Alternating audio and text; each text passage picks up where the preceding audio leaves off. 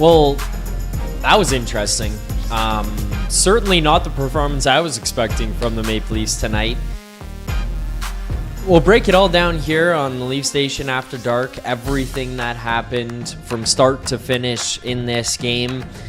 Players that stood out. What this means going forward as, the playoff race continues to be an absolute battle every single night. The out-of-town scoreboard means that much more every single time you look between periods after the Leafs scored here tonight when the Bruins made it close.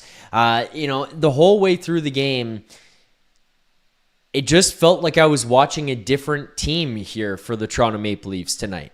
Like, the intensity, the fact that they responded for each other, Easton Cowan being the guy to step up, Matthew Knies reverting to that old version of himself.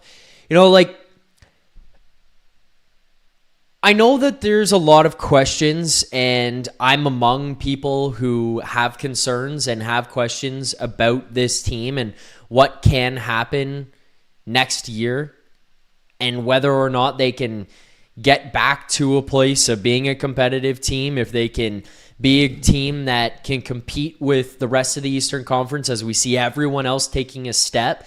And, I think a lot of the questions are fair and are justified, especially considering how this season went. But I watch games like that, and let's be very clear about what happened in this one. I'm not going to try to sugarcoat things or say, hey, this team deserves this or deserves that, or they're really good all of a sudden now. That's not what I'm going to try to sell anybody here in the postgame show tonight. But, you got goaltending. You played better defensively.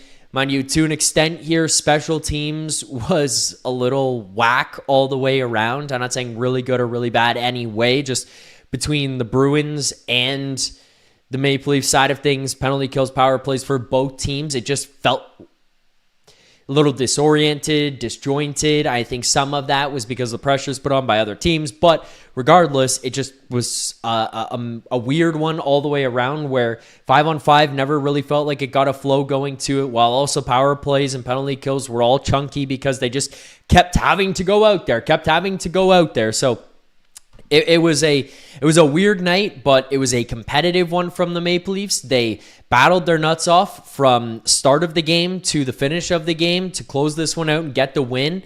And you know what? I see people in the chat here saying, this is a bad one because you're helping out the Bruins, because you're getting them a better pick. Spin zone.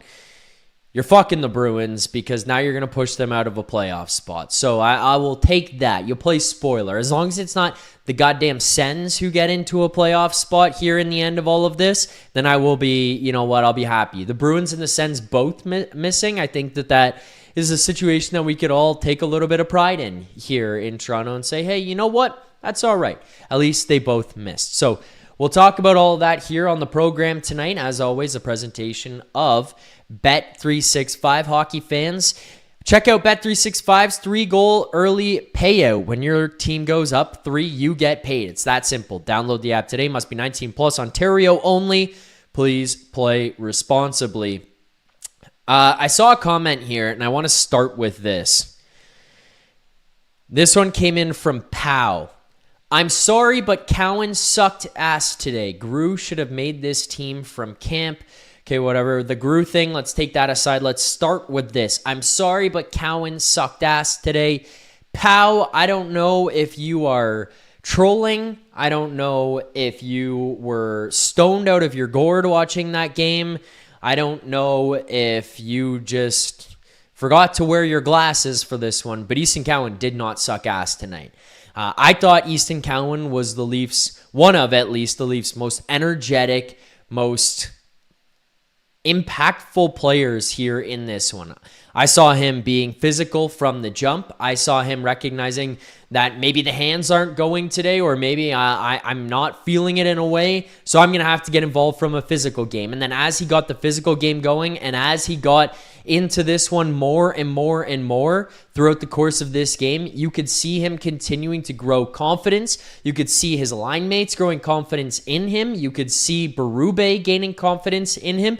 And you could see the usage continue to step up. And him going out there, shift in and shift out, you could notice him every time he jumped on the ice. So I think it's an unfair comment to say that he sucked ass tonight. I thought Easton Cowan looked really good.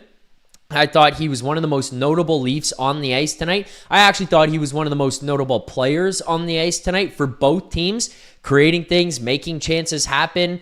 We saw the play early in the first period, or during the first period, I guess I should say, where he goes to the front of the net, beats the coverage into the middle by Zadorov. He gets that puck behind him, tries to get it in front, can't quite get it there. Zadorov takes him down. I thought that was a fine play. Zadorov gives him an extra little shot. No issue there.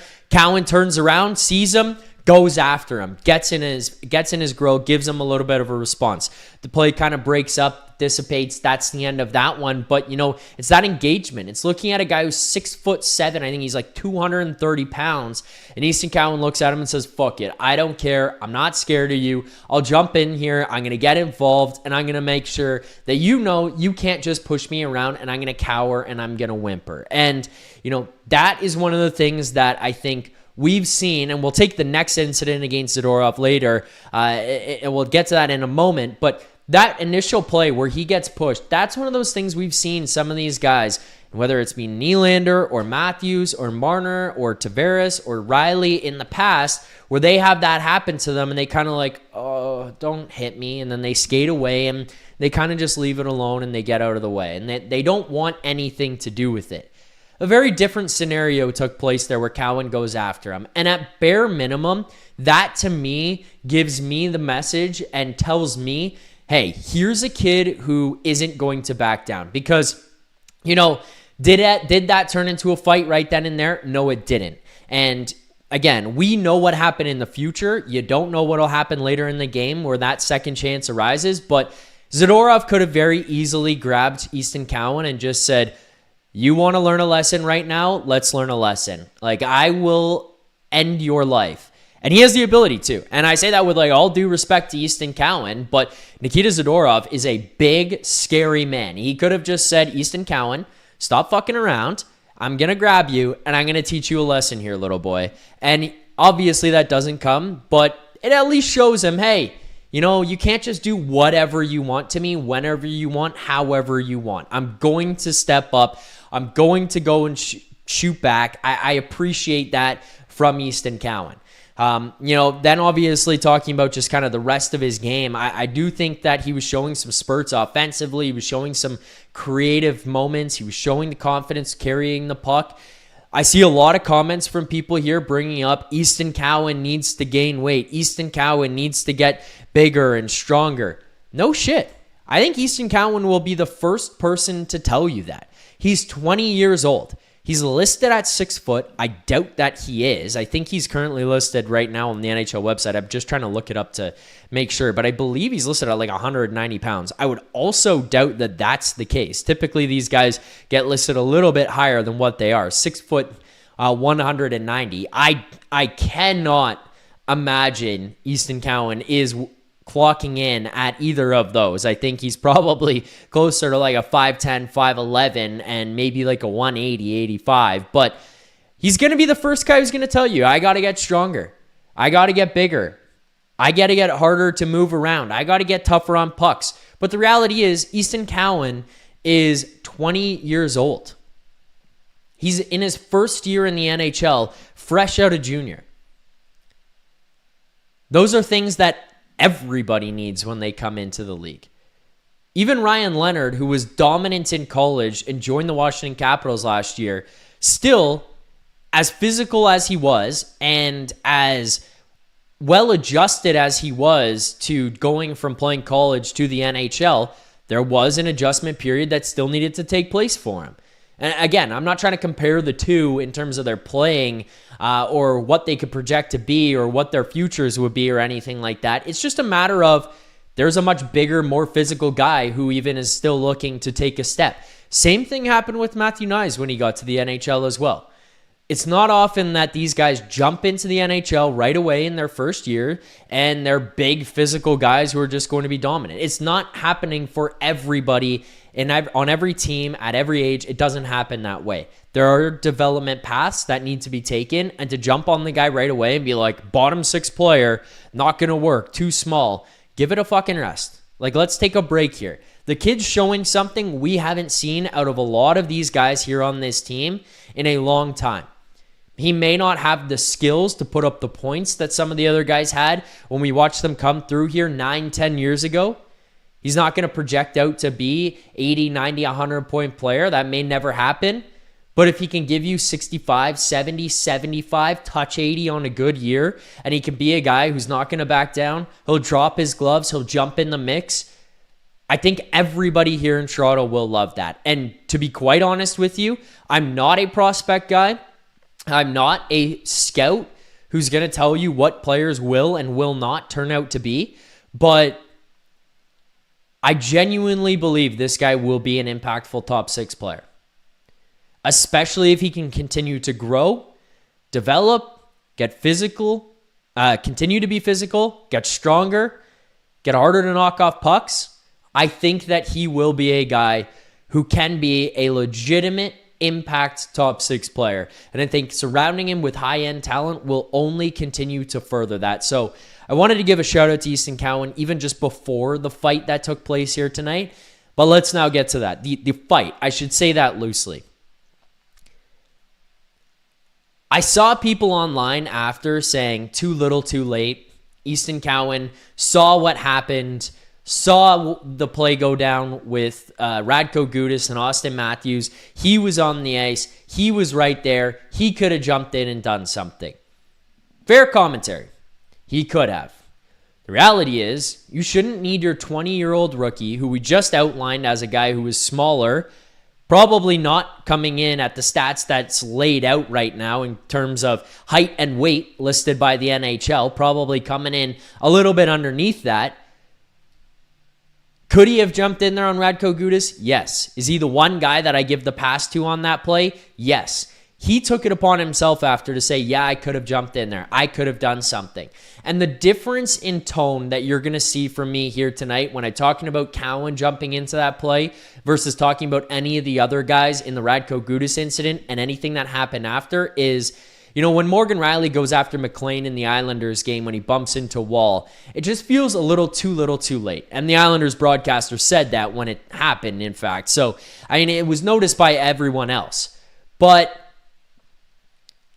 those guys have had 9, 10, 11, 12 years in some of their cases to step up and do something, to show that they are difference makers, to show that they are guys who can respond and set the tone and get in there and answer the bell when the going gets tough. Easton Cowan is in his first year in the NHL. He recognized what happened. He recognized that he didn't jump in. He took it upon himself. And tonight, on a big, tough, scary man, Easton Cowan chased him down, threw off his gloves, and grabbed him. Was he probably looking to go in there and chuck knucks with Nikita Zadorov? To be honest with you, the answer is probably no. And if you ask him in a candid moment, does he want to go toe-to-toe, mano-a-mano with Nikita Zadorov? It's probably going to be an answer of no. And I don't blame him.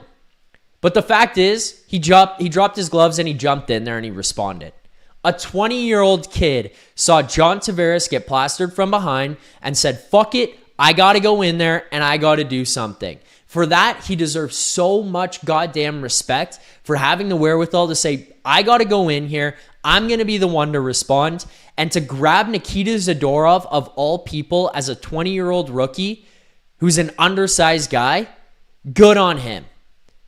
Like, there is not enough credit or kudos in the world that I could give to Easton Cowan for the response he had on the Nikita Zadorov hit. And Boston fans, if you're watching right now or you're reading this stuff after or seeing clips or whatever, I get it. Zadorov probably doesn't want to look at the kid and kill him. I completely understand. That's not the point.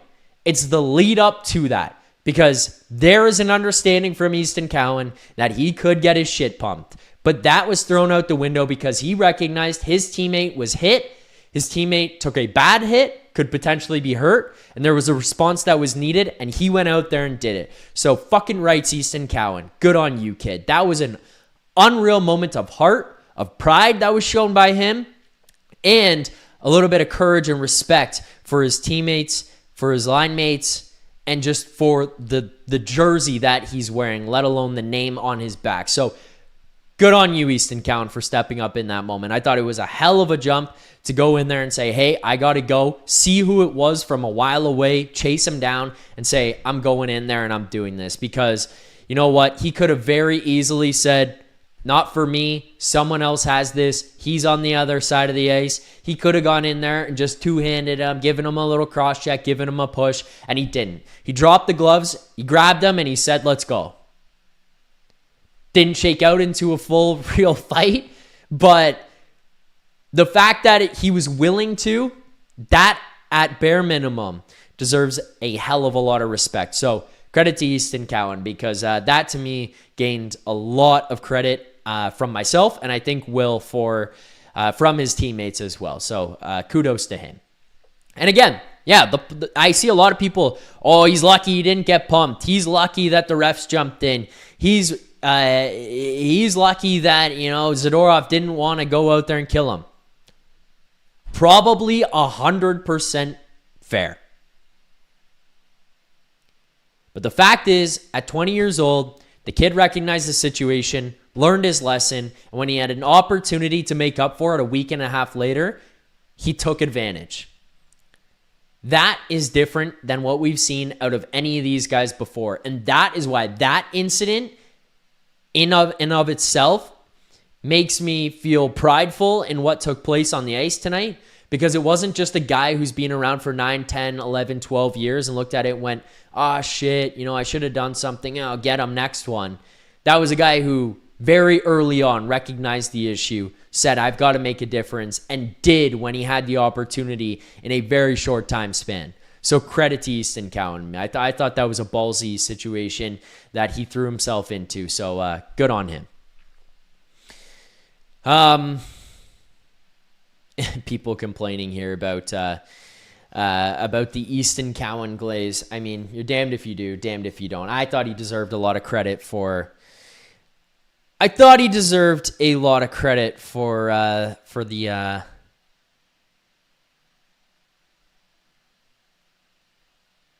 step up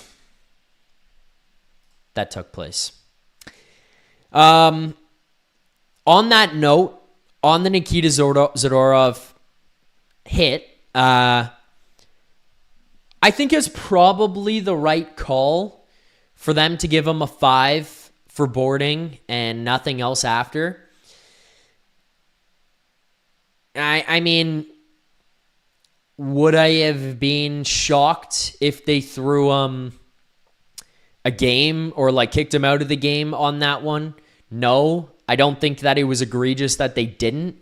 I think it would have been more frustrating if they didn't respond with a 5 at all. I think it would have been more frustrating if they just gave him the 2 and called it a day. That to me would have been the one where I looked at it and went,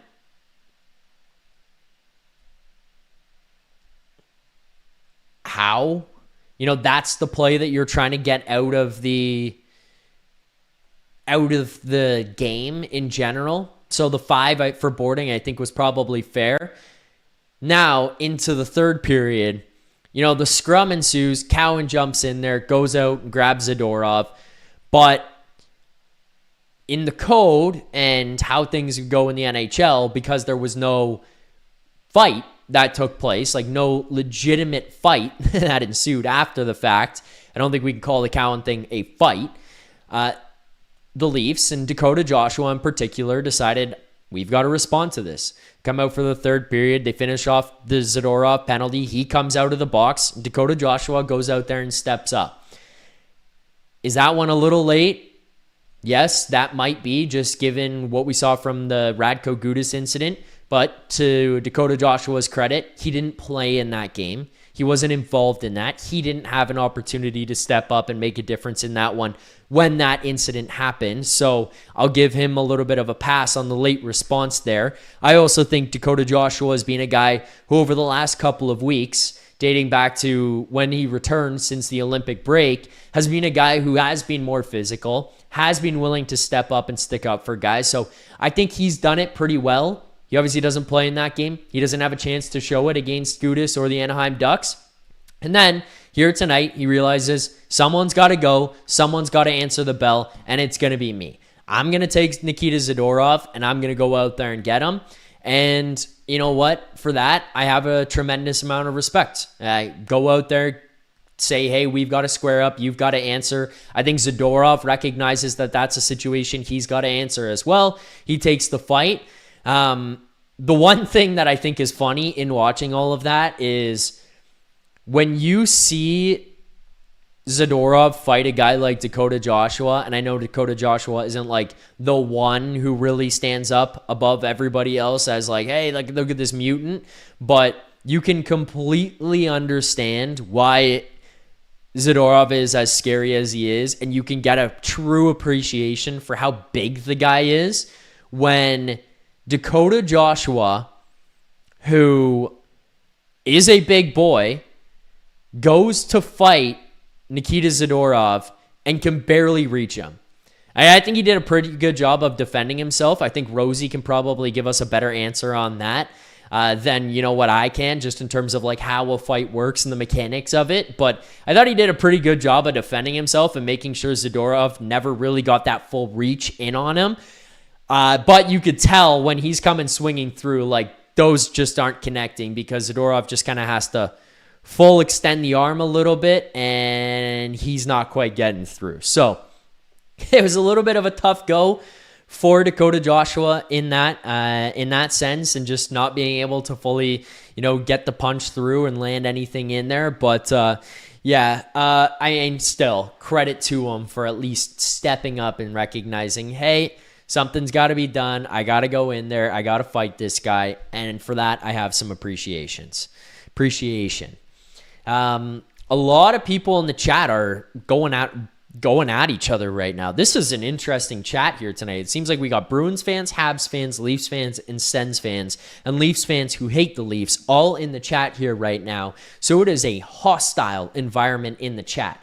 One thing I will say to all of you in the chat, if you want to be involved in the show here tonight, the easiest way to do so, obviously, is by continuing to do what you're doing right now and continue to comment in the chat. You guys participate in this one. You run through and fire off questions, comments, concerns, thoughts, all of that. I will answer. I will read everything you guys, or try to read everything you guys are saying. I just continue to monitor everything that's happening in there. But if you really want to be a part of the show, one of the easiest ways to do so, other than calling in, which I'll get to in a moment, one of the easiest ways to do so is by sending super chats to guarantee your question, comment, or concern is read on the show here tonight. Send in a super chat. All you have to do is click that square box that you see live in your chat right now with the $sign in it. You click that, you type the message you want to send, you click send, and it will come through here on the stream, and I will read every single super chat that comes through here on the post-game show tonight. So get those comments, questions, concerns in. We will answer and read all of them for you guys here on the show. And a reminder, proceeds from our super chats go to Sick Kids Charity, Canada's #1 research-intensive children's hospital, #3 in North America. So send in those super chats. We will continue to read all of them here on the post-game show tonight. As well, other ways to get involved in this post-game here. We will open up the call line in a moment. You guys can call in. It's a Zoom link for anybody who's done this before or who hasn't done this but is interested in calling in. You can just click on the link. No camera, no video. All you have to do is click on the link. You can call into the show and give your thoughts on tonight's game, Cowan, Joshua, Zadorov, the power play, Nylander, the win, helping Boston in terms of getting the pick, helping the Sens and the Habs in terms of helping them get into a more secure playoff spot. Any of it, we will answer all the calls here tonight that line up on the postgame show. I'll send those in a moment. And then finally, the other way to be involved in the show tonight is by liking the stream. You like the stream. For every set of 50 likes, 50, 100, 150, 200, we do smelling salts here on the postgame show. Get those likes up. We'll do the smelling salts. We'll do them as many as we need to for as long as we need to here on the Leaf Station after dark. With that, let's get back to the show and get back to some of the chat involvement here tonight. Let's start with the super chat that comes in from Maxentius Decimus. Maxentius says, lose to the Sens, beat the Bruins. I hate this team. Yeah, I mean, if it could have happened in any order, I would have preferred it be the other way around, personally. If you were going to lose to the Sens, I figured you might as well lose to the Bruins here tonight, but it doesn't happen, and I think just in terms of standings-wise, that's a little bit frustrating. I don't know. I don't want to speak for all Leafs fans or anybody else here, but the Sens now currently sit in the second wild card spot. The New York Islanders have dropped out below them because they have played one more game than the Ottawa Senators. If anybody were to fall out, or I'd like to see fall out, it would be the Ottawa Senators. The Montreal Canadiens picking up a win there. They get 2 points tonight, moving 2 points ahead of the Boston Bruins. And then obviously the Maple Leafs win holds the Bruins back a little bit. So that is how that shakes out. The Detroit Red Wings have now fallen out of a playoff spot completely with 84 points. They sit a point back of the Islanders and the Sens, 2 points back of the Boston Bruins. Yeah, I probably would have preferred it be in reverse order. A win against the Sens, a loss against the Bruins, because then you get the double whammy of like, hey, you hurt the Senators and you help the Boston Bruins get to the playoffs and keep them away from that 6th overall pick, because it helps the Leafs stay a little bit closer to the top 5. Doing it this way just kind of like helps the Sens because, you know, you give them the 2 points, you help them get into the playoff spot a little bit more. You think you take away those, they're still at 83 even with the win tonight, and then you lose to the Bruins pick up 88, you get 0, you get yourself a little bit closer to that top 5 spot and get closer to grabbing one of these game-changing players without giving it over to the Boston Bruins, but it doesn't happen. And I think that just in terms of like big picture, the galaxy brain type of stuff, that is the shit that annoys Leafs fans more than anything. So I can completely understand. And as producer Vic points out in our Leafs Nation chat right now, everyone won behind the Leafs. If the Leafs had lost, we would have dropped or gotten closer to a top 5. So unfortunate picking up a win in reg here tonight for sure. With that, let's open up the call lines for anybody who wants to call in to the postgame show. You want to call in, click on the link pinned in the chat there.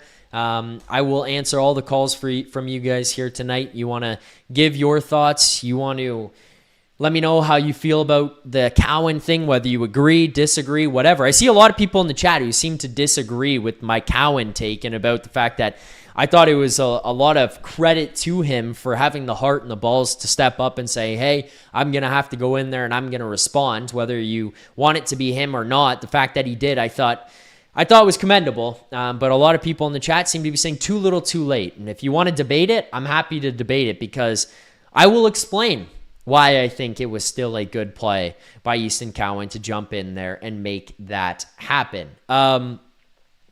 One other thing that I want to get to here, maybe two more things while we wait for callers to pile in here into the queue. If anybody wants to call in, a reminder, the call-in link is pinned at the top of the chat there. But, one of the other things that I wanted to get to was Matthew Knies.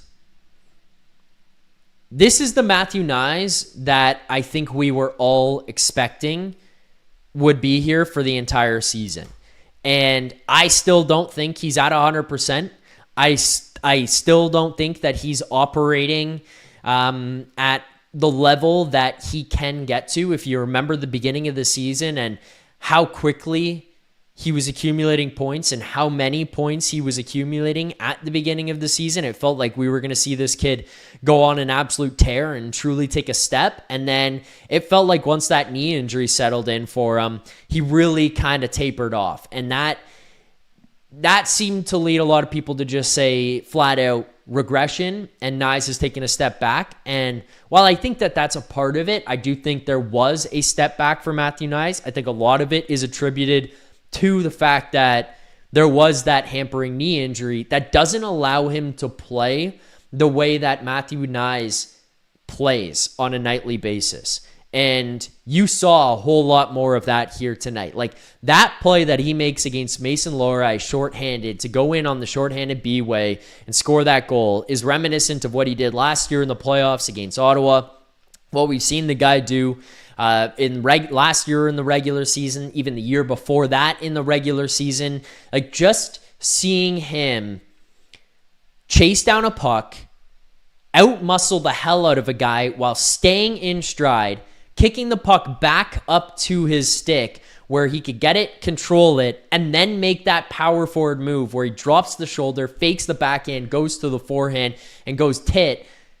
That is the kind of move, and that is the kind of play that we all have come to know and love from Matthew Knies. And it doesn't have to be just that play in specific, but it's that style of hockey, that brand of hockey where Matthew Knies just never quits on a play, never says no, never lets down, won't lose battles. Like seeing that from Matthew Knies just seems to be flashes of the guy that we were expecting him to be for the entire season and just wasn't there. I think with a full season of Matthew Knies recovering whatever this knee injury was, getting ready for next season, adjusting whatever his offseason training was, like that to me is what excites me about what we can see from next season. Between Matthew Knies stepping up and showcasing what he has in the tank and realizing, and for, at least for us, hey, that guy's still in there. That player can just come back, get some health out of the guy, get him ready to start next season, healthy, strong, ready to go. Like seeing that kind of shit, that makes me excited for what Matthew Knies can do for this team next year. That makes me excited for what he can do in a top 6 role. Seeing what Easton Cowan can do, that's the kind of stuff that gets me excited. And I know Leafs fans are coming here pissed off with the fact that the Leafs won and they kind of help the Boston Bruins get that better pick this season. I get that. But what am I going to do? Be pissed off every single night? Like, yeah, it's a miserable life to live if that's going to be the case. I'm trying right now to turn some of these into a positive and at least take some positives away. And those, to me, feel positive about what we're going to see next year or what could be coming next year. You look at Knies, you look at Cowan, you look at those steps they're taking, you look at the confidence that a guy like Cowan's gaining. That shit, to me, makes me feel so much more positive for what next season could bring from some of those guys. And so when you're looking at a year where you could give away, a 6 to 10 overall pick to the Boston Bruins and you're going to miss the playoffs, yeah, going to try to find some other positives here in this. So trying to spin zone my way out of this one. But yeah, I mean, that goal from Matthew Knies, I thought was a real strong power forward move. That's the kind of stuff you want to be seeing from this guy. That's the kind of stuff that you want to make sure doesn't just wither away, where the compete level in these guys and the mentality and the approach to the game can just continue to become like, I don't know, like pathetic in a sense, where it's just like, hey, yeah, these guys are just not giving a shit. They don't care. They don't want to be here. Like, to see that battle and to see it out of a guy that you hope will be an important part of your team next year, that's the kind of positivity that I want to see from the group. Again, pinned in the chat there is the call-in link. I saw Max Entias say that it said there was another meeting in progress. If you guys click on that link that is pinned at the top of the chat, it should be figured out here now. I think we've sorted through that one, so make sure to click on that link if you want to call in here tonight. As well, make sure to subscribe here to the channel, the Leafs Nation 401, right here on YouTube, the Leafs Nation After Dark, TLN After Dark, wherever you get your podcast. Make sure to check us out on podcasting platforms as well. But with that, let's get to our first caller of the night here. Let's welcome to the program, Christopher. What's up, Christopher? Hey, Zach, how's it going tonight? It's not bad. I recognize that on one hand, it sucks because you're helping the Bruins get a better pick, and that's a tough pill to swallow. But at the same time, I saw some positive things out of this group. So, you know Absolutely. what? In my own head, I'm trying to spin zone my way out of this one and feel a bit better about myself and the team right now. So I'm feeling all right, Christopher. How about you? Totally get you. As a Leafs diehard, I'm torn. You know what? You want to see us get the better pick, but it's tough to cheer against the Leafs. But I just Yeah. want to talk a little bit about your Cowan take. I think you're bang on. I think that's part of the. I called in earlier last game. It's part of the culture that we were talking about. A culture, and we're seeing it from a rookie, a guy who wants to get in there, showed no fear, and take whether he was going to fight Zadorov or not. God, I hope not. But you know what? He got in there, and all the respect to him for doing it. Yeah, and I want to be clear. Like, I see people in the chat saying it's too little, too late. I completely understand that it is in the grand scheme of things of, the team and the response. Yes. Does it feel too little, too late for like changing the narrative of the group as a whole? I can understand that, and I'm not going to disagree with people on that. But I'm looking at this as an individual player and Right. recognizing the player learning the lesson.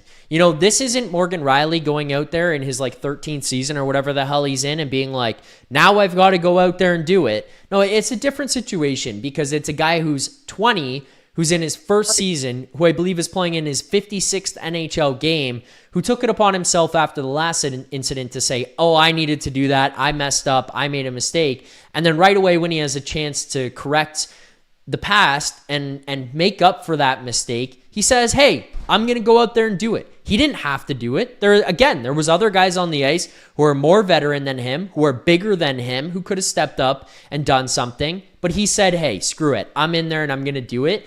And on an individual basis for just Easton Cowan and who he is and what we could see out of the guy going forward, that is a very, very big positive for me about him and his character. I totally agree. You know what? It's him standing up for his teammates, and it's something that what you want to see throughout the lineup, whether it be Cowan. Like I said earlier, you don't want to see him fighting, but you know what? He stood up for himself. You got guys like Lawrence. You need this from the lineup, top to bottom, and it's just good to see. It was also good to see Dakota Joshua stand up. Um, Yep. was it a good fight? Not really, but you know what? He stood in there and he challenged them. And you know what? It takes a lot of balls to take somebody like Zadorov on. But again, it's something that the Leafs have been missing. I'd like to see a little bit of extra toughness in the bottom six. I was hoping that Tree Living would have added a little bit of extra toughness in the bottom six so that we don't have to see guys who don't necessarily fight all the time get in there. But you know what? I appreciate it. And I talked about Michael Pezzetta before. It was good to see him in the lineup, banging around a little bit. Is he the be all end all? No, but Yeah. it's the culture thing. It's the team game. It's standing up for one another, and it's really good to see a 20-year-old guy like Cowan stand up and get noticed, and hopefully it rubs off on the rest of the guys. Yeah, that's the thing for me too, is like, I think an underrated part of the incident, and, we'll see what happens. Like, time will tell about whether or not things can or will change. But I think an underrated part of the incident is a young guy on your team recognizing and saying, I'm going to go in there and I'm going to do it. And, you know, one of the things that this team has tried to do over the last little while, Christopher, which I think that they swung the pendulum too far on the one side, was get more snot and get more toughness in the lineup. And I want to be very clear with people is that I agree that the team needed to have more snot and more toughness. But where the disconnect happens is you didn't need to bring in big meatheads to do it. You needed Right. guys who could play hockey, who have snot and have toughness. And unfortunately, they just built out a roster in years past that just didn't have any at all. And they tried to bring in a guy who was built out of snot to correct for the guys who didn't have any at all. And that was the mistake, because then it created two groups. Here's your skilled players who play, and here's your snot guys. Well, you need the crossover. Like Tom Wilson. He's got snot. He's also a Canadian Olympian. Matthew Tkachuk. He's a top 6 forward on the Florida Panthers with 2 Stanley Cups and is on Team USA. He has snot, but he's also a super talented player. You can name a lot of players who kind of are built that way or have that about them. I look at Nikita Kucherov, one of the most skilled players in the NHL, maybe the most skilled player from his hand standpoint in the NHL. Nikita Kucherov has snot. Whether people want to admit it or not, he'll go out there and he'll try to hack your fingers off or your ankle off or whatever in a response. He'll stick up for his teammates. He'll be a part of it. Is he going to fight? Is he going to drop the gloves? Maybe not, but he's not going to cower away from anything. And I think that's where the team needed things. And back to my original point to kind of close this off, Christopher, is to see a young guy on your team who is supposed to be a super talented, skilled player, at least coming from junior, and supposed to be a guy who, hey, the guy can come in here, play in your top 6, be skilled, be talented, help you guys out. To see him respond there, I think could be one of those things that a lot of other guys can look at and be like, all right, there we go. He did it. Hey, we can build off of this. Again, I'm hoping that's the case. I'm being more optimistic about it, but I think it sends a different message to see him do it and to see like Knies step up when he fought Hischier and be the guy to step up and go in there and get in fights and whatever, than it does when it's like Dakota Joshua and Morgan Rielly who are like, Dakota Joshua was supposed to. And Morgan Rielly at this point, we know it was kind of performative. Those feel different. Seeing Cowan do it doesn't feel performative. It feels legitimate. So that's the difference for me, Christopher. I agree. And I would say, like, you look at the way teams are built, and you're right. Like, having a guy like Ryan Reeves, although I loved Ryan Reeves on the Leafs, he was a little bit of a liability when he was on the ice because of his speed and his age. But you look at the way a team like Boston is built, you got a monster in Zadorov on the back end. You've got Tanner Jeannot, and you've got Kastelik. And I'm watching the game tonight, and you see a guy like Kastelik, who's a big guy, who's out there on penalty kill, great fighter. Jeannot's a great fighter, but they blend in with the team. They give the Bruins that identity. And so they have their skilled players, but they also have the physicality in the bottom 6. And that's what I'm hoping that somehow, whether it be Tree Living or the next general manager, can blend the skill with some size and snot, like you say, so that, we have it through the lineup. So guys like Cowan don't necessarily have to stand up, but they will, knowing that they've got backup. And that's what I'm hoping for. And I just want to say you're doing a great job, Zach. Really appreciate the show.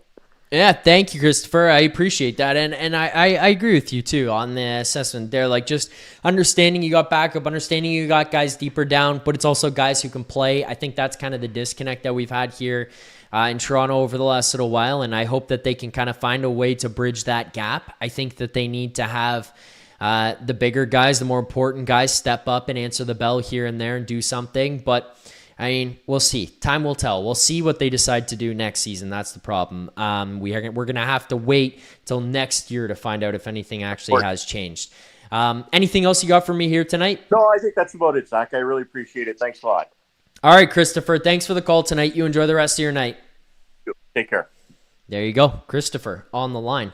We got more callers here, but before we can get to the next caller, just a reminder to people to hit that like button, subscribe here to the channel, Leaf Station 401 right here on YouTube.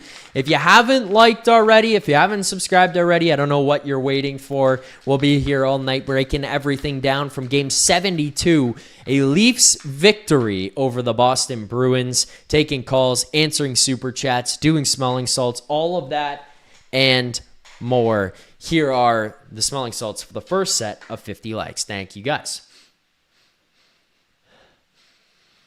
Oh, all right. All right. Let's go to our next caller here on the line. Let's welcome in a frequent caller here, a frequent super chatter, and somebody who participates in, I think, pretty much every single show here on the Leaf Station After Dark, and potentially all the way across the channel, including Leafs Morning Take. Here is Maxentius Decimus. Max, what's up, buddy? How you doing? Not too bad. How you doing? Not too bad. Spin zoning myself into feeling positive after this one tonight, trying to block out the fact that the Bruins probably get themselves a little bit closer to a 6th to 10th overall pick. But, I'm trying not to think about that, Max. Yeah, that's why I want to start off just by getting out my negativity so we could talk about it positively. Uh, I really hate the Ottawa Senators, and we just did them a really big favor, and that just ticks me off. So that's my negativity, and now I want to talk positive. Okay. Let's talk positive because, yeah, I feel you. I agree. I read the super chat that you sent in. I completely agree. I wish it was flipped or you just lost both. Yeah. Tonight, though, I was really impressed with John Tavares. He looked like he had 10 years younger on his skates, and his shot was like on point, and he was working hard. He had a great game, I think. Yeah, I thought Tavares looked good tonight. It's weird seeing these guys play the game that they played on Saturday, see the game that they played on Friday, see the game they played on Tuesday, where right now it kind of feels like it's going like this. Even dating back to the Minnesota game on Sunday, it's like we're all over the place. We're up and down. Some nights guys are on, some nights guys are off. But I would agree with you. I think that's a fair assessment for JT's play tonight. He's a guy who's kind of been up and down over the last little while.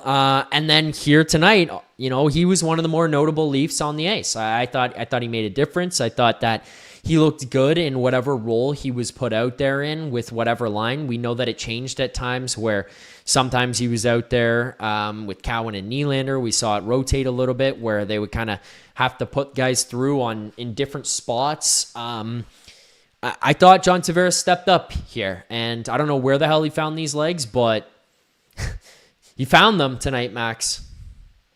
Yeah, and another player who I thought had a great game is Prague's favorite player. He had a very nice tuck in this game, and he looked like he was enjoying himself tonight. Yeah, he did. Look, it's an interesting case because he needs to get less usage, and I think that's where he'll be most effective is in your bottom six, not playing center on your second line, on your second power play. I think that's the most effective Max Domi.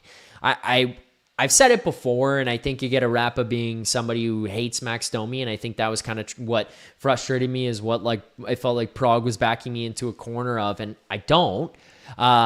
He's just not a top six player. He's specifically not a first-line right winger, and he's not a top six centerman. So that should be out of the picture. But, obviously put into a role here tonight where he's going to have to play that way. The one thing that I'll say that I think helps elevate Max Domi's play in this one in particular, you tell me if you disagree, and I'm not trying to take anything away from Max Domi, but a lot of that is the night that Matthew Knies had.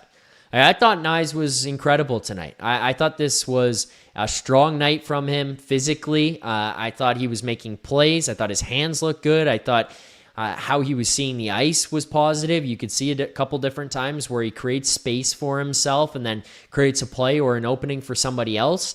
And then Max Domi can benefit from that a lot at 5-on-5. So that was a positive for me from Knies, but I think that blends into what we saw out of Max Domi here tonight. He can be a good complementary piece, and that's kind of what he was to Matthew Knies. But yeah, I would agree with you. I do think Max Domi had a good night, so I think that's a good assessment. Yeah, I really like Max Domi. I really do like him a lot. His personality, the way he plays the game, he's skillful, he's hardworking. He's just not a top six guy. And a lot of people have been really hard on Knies this year, and I put that blame on Berube personally because he put Knies down on the third line for a good portion of the season and kept Michelli and Domi up there when Knies is better than both of them. Like, objectively, if you were just say what player is better, Knies is better than both of them. So I think that, like, between not playing him in the top six role and also the injury that they apparently just don't want him to heal, I think that kind of screwed up his season. And And it kind of really bugs me that people want to trade him right now. Like, Yeah. I'm not saying everybody. I'm just saying that like the media people and stuff talking about trading Matthew Knies, like that'd be the dumbest thing you possibly do. Yeah, that's not a guy at all that I want to even can like look. The only thing that I said about Matthew Knies when his name got thrown out there is it's it's very confusing if the idea of trading Matthew Knies is to get young players and prospects and stuff, because you're essentially going to be trading him in hopes that one of those guys can like turn out to be kind of like him. You know, not identical, and maybe you're hoping that you put together a package of something that can come back that could be more talented and like take over in the future, where you're going to move on from Matthews, move on from Nylander. Now you need the second wave of guys, and you're using the value that Knies has so you could trade him to go and get a boatload of things back, using the fact that he's got a pretty good contract, etc. But I just find it hard to believe that that's a positive franchise move when you look at a guy who's 23 years old, has gotten better every single year he's been in the league. Let's take this season with a grain of salt, because I know that this was a step backwards for Matthew Knies. But again, I think the injury played a large factor in that. He's dealing with a knee injury. Like, it's public information what he's dealing with. We're not guessing. And when you look at that, and then you look at the style of hockey that he likes to play and what makes him most effective, a knee injury can really hamper that. Now, you know, this is a separate conversation about what you had just brought up about the injury and them playing him through the injury. But, you know, it's just like the idea of trading him away scares me, because it's like it's like you're hoping that you're going to trade a unicorn to get another unicorn. And I don't think it works out that way. Like, it feels like one of those ones you trade him and then you wish for the rest of your life that you had him. Like, we made a mistake with Nazem Kadri when you got rid of the dog. This is a dog. Don't get rid of the dog. Do not get rid of the fucking dog. Do not make this mistake again. Matthews and Nylander, yes, it's terrifying, the idea of trading players who can put up crazy points and score goals at will. I get it. I'm also terrified of that. I've waffled back and forth on it a ton. But the guys like Matthew Knies who can do what he did tonight and score that goal and win battles like that and fight and whatever, it scares the fuck out of me. You know, KONP27 says, if you're trading Knies, you better have traded everyone else first. I think that's kind of how I feel here as well. If you're trading Matthew Knies, you better have traded Nylander and Matthews first. The only trade that I was even remotely intrigued by was the idea of Robert Thomas. Oh, no, okay. Well, yeah, Rantanen last year, yes. Okay, that's fair. But, you know, I mean, we didn't really know about that until that came up after the fact. I'm more so talking about knowing ahead of time that something could potentially be taking place, like what we knew at the trade deadline this year with his name out there. You know, a guy like Robert Thomas was one that was very intriguing to me. I still would want to know what that package would look like before I would feel any type of comfort in it. But you just knew you were getting back a second-line center for the next 5 years on a good contract. And that, to me, was a positive. But again, to your point, it's few and far between for the trades that I would make for Matthew Knies. I think he's a guy that's as Rosie said before, I think he's a future captain. Yeah, like you have only two options if you're trading him. It's either you're getting somebody like a Rantanen or you're rebuilding. And I don't want to stick too much on that. Yeah. I want to stay positive and talk about how good our penalty kill has been. It's been like this season, the one thing that's been really good is our PK. We had like 2 breakaways, shorthanded. Like, you know, people don't talk about the positives too much. So, yeah, no, it's a very good point. It's frustrating that this is the case. You know, it would have been more frustrating, I would argue, that if we had like the number 1 power play in the NHL and we were in the position that we were in, that one would be the one that would be an absolute killer. But to be as dominant as they are on the penalty kill, I think is it's a nice storyline from this season. I was worried that when Scott Laughton got traded, that was going to fall off a cliff. He was a big part of it. He played a lot on the penalty kill. He would lead and then close penalty kills for the most part. So there was some fear in me that Scott Laughton leaving was going to kind of just ruin whatever it was that they had. But for them to keep this up, I don't know if it's credit to the guys they have. I don't know if it's credit for the coaches who put together the penalty kill system or whatever. But I think it's credit to some of the under talked about players like Steven Lorentz. Like he hasn't put up points or goals too much, but he has had a really good season, and I love the way he plays. And I'm happy they brought up Pizzetta again. And it's like those two players there, that could be a fourth line. You know what I mean? Like maybe not a Stanley Cup winning fourth line, but something that maybe gets you into the playoffs. And you put Quillen in there, like there are pieces to this team that are serviceable. We just have to figure out what direction that we want to go in, but we have no idea what Pelly or MLSE are thinking, and it just roll the dice. Yeah, we do have no idea. I mean, in terms of Pizzetta being a fourth line guy that you could have, I don't know. He's much more of a bubble guy to me. I think you probably want to insulate your lineup better than having him in it, and that's no disrespect to him. I just think he's more of a bubble. But I think seeing what a guy like Gru can do gives me positivity about not needing to overhaul the lineup. Well, when I say not needing to overhaul the lineup, you need to overhaul the lineup, but I mean searching for replacements via trade or free agency. It's not as desperate as it would be if you don't have a guy like Gru who can step up here and jump into the picture and stuff. So, I think Lorentz is a positive. I think he is the type of guy that you can have on a playoff team. That one that can help you go on some type of run, play some limited minutes, but play on your penalty kill, be a big piece of the special teams, that kind of stuff. It's unfortunate he can't score more. He kind of gives me shades of Michael Grabner, where he'd have 300 breakaways a year and score 6 goals. But still, positive to see them get those chances, create those chances.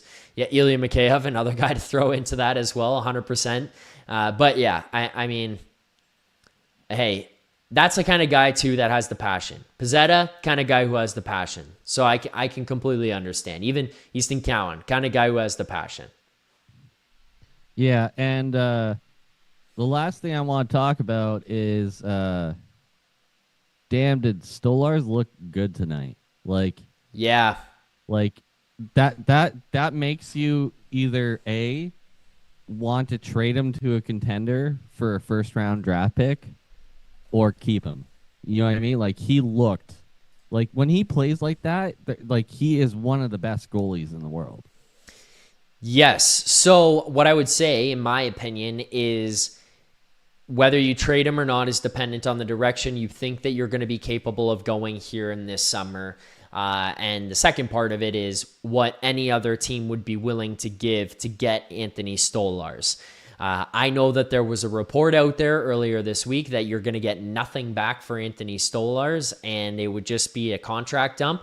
I think that is an egregious statement. I think that is far from the truth. I cannot envision a world where a team who's needing a goaltender the whole fucking Pacific Division right now would look at a guy like Anthony Stolarz and turn their nose up and say, no, we don't want that. We'll just do it if you're getting rid of the guy, kind of thing. I think there would be teams out there who look at a guy like that, who recognize what he can do when he's on his game and when he's healthy and say, that's a guy that we could use, because right now he's better than majority of the goaltenders in the Pacific Division. And I think he's a guy who could help a lot of people. So I think that's fair.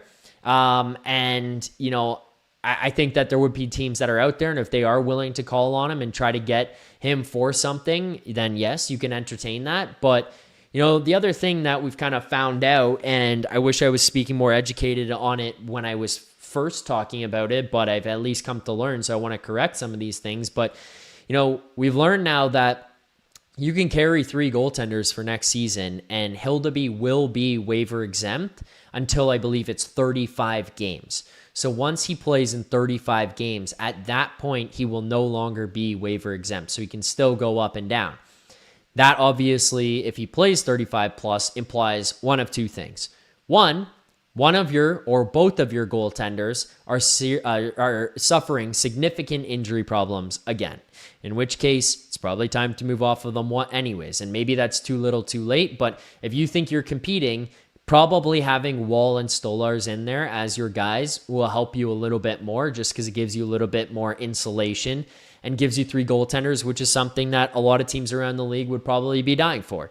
The second thing is, if he's jumped up here and he is playing 35 games, it might mean that he's on an absolute fucking heater, Max, and you can't take him out of the net, and you can't take him out of the NHL, and he shows up and he proves, I'm a goddamn NHL goaltender, and you better not send me down, because that league is not anywhere near the level of competition that I need to be playing at. And if that happens, then it's a positive for the Maple Leafs. So again, trying to spin zone this into some type of positive. I'm well aware, and I'm Mr. Positivity tonight. But, you know, I look at that situation, recognizing that there is still some waiver eligibility for the guy, and realize, hey, you know what? Keeping these guys, seeing the way Wall's played, seeing the way Stolarz is playing right now, knowing what Hildeby did earlier on, it gives me some hope for the goaltending future of this team, and thinking, you know what? Next year, if we get some goaltending again, you can get back to a spot where you can be competitive again. Because I think early on in this season, if they get some better goaltending, it helps the team's vibe and morale. And if you can help vibe and morale, then, you know, maybe you pick up a couple extra points. Maybe they don't quit as hard. And, you know, again, that's a whole different conversation about the frustrations of the team quitting on you. But that being said, like, you get some goaltending that you didn't have to start this season, and things could look a whole lot different next year as well, especially if the team gets better in front. Yeah, 100%. That's why this is such a hard season to dissect, to be honest, because, like, it could be a one-off. It could be that way. But most of us Leafs fans are like, no, this is just the way it is. So we're all doomer, just trying to sell everybody. Cowan sucks. You know, like, get rid of everybody. You know what I mean? Like, yep. It's very easy to fall into that regard. And so, like, as management, if you feel like this is just a one-off, then you keep Stolarz, because, like, he is a top-tier goaltender when he's able to play and not getting shot at by William Nylander in the warm-up. You know what I mean? But, I mean, like, I'm pretty sure you could get a feast out of the Edmonton Oilers right now for Anthony Stolarz. Probably will be some desperation, yeah. Like, they traded Skinner and Kulak and a second for Tristan freaking Jarry, who is one of the worst goalies in this league.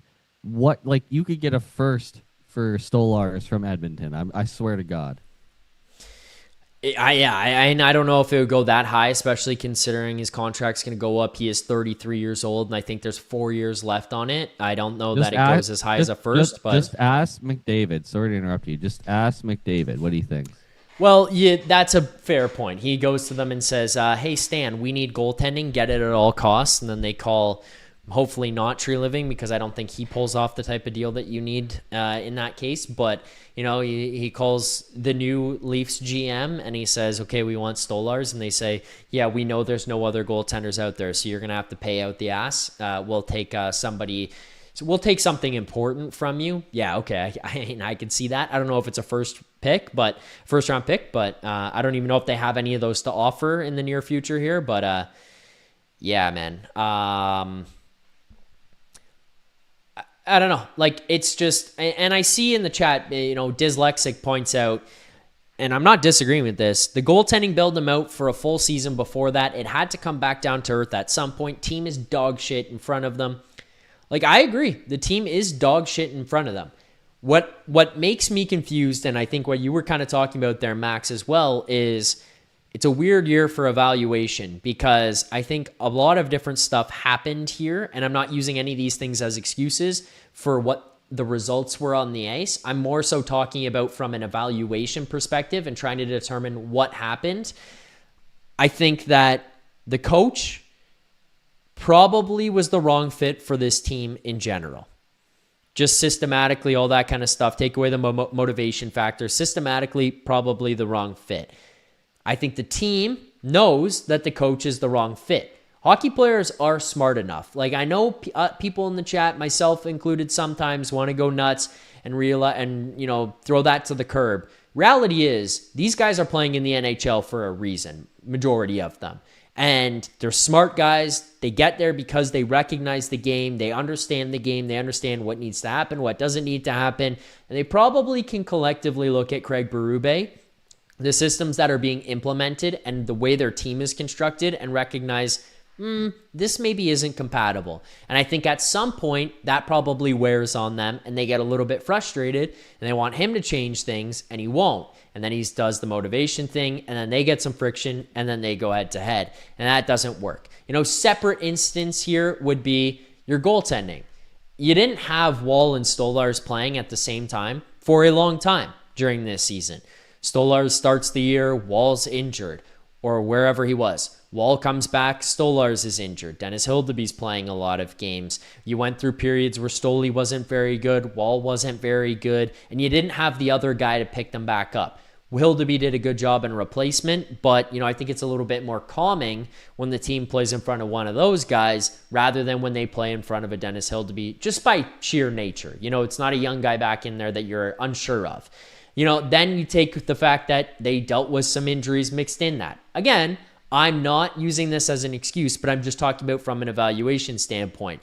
It was rare for a while where you had your full lineup playing. Like, how many games did we see where Matthews, Nylander, Tavares, Knies, Lawton, Waugh, Tanev, I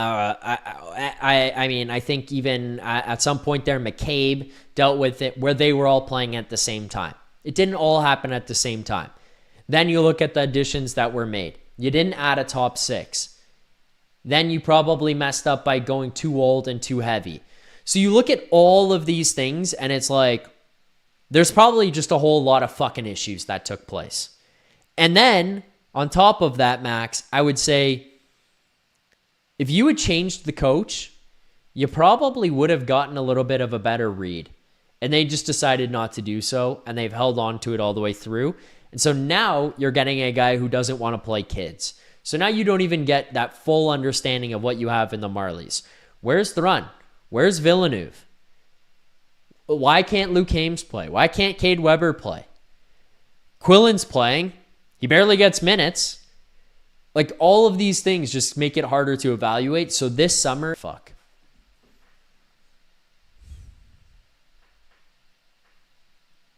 Did we lose Max? Oh. There it is. For the first time, it took us an hour and 10 minutes into the show to have an internet blip. Max, did I get you? Yeah. No, it was literally Francesco just joined, so it's all his fault. Oh, Francesco joins and the internet goes down. I get it. I thought it might have been Rogers and Pelly, but no, it was just Francesco. Yeah, no. It kind of distracted me for a second there. This team has a lot of issues, and I think that Berube is not I think Berube is a very good coach, but trying to have Jay Rosehill hockey played with hockey players who show up to the rink in a man purse and a cute skirt, it doesn't fucking connect. You know what I mean? You can't have the two at the same time. So we need some soft coach, or we need to change the core. I like that analogy that you just had there. Jay Rosehill hockey with guys with purses and skirts. It doesn't really work.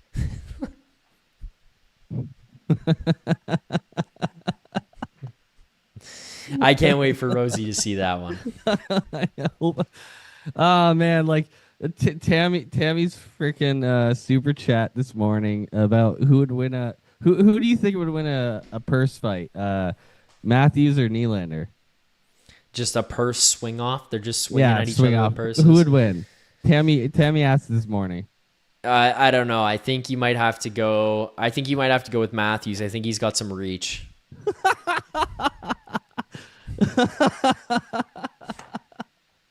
I'm fucking dead. Oh man, let the dawn on. I'm good.